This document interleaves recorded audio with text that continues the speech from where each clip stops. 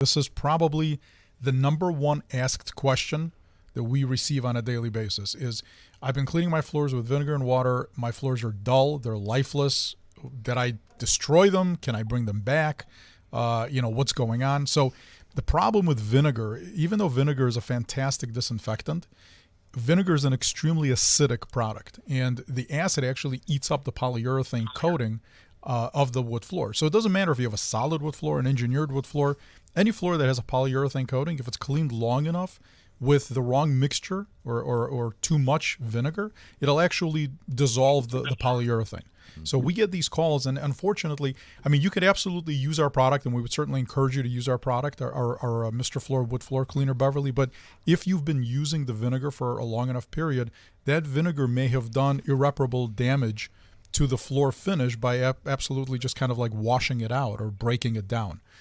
So our product is not designed to introduce any sheen or anything like that. It's designed to remove haze, which will allow natural sheen to come through, but it's not going to introduce any specific sheen to your wood floor.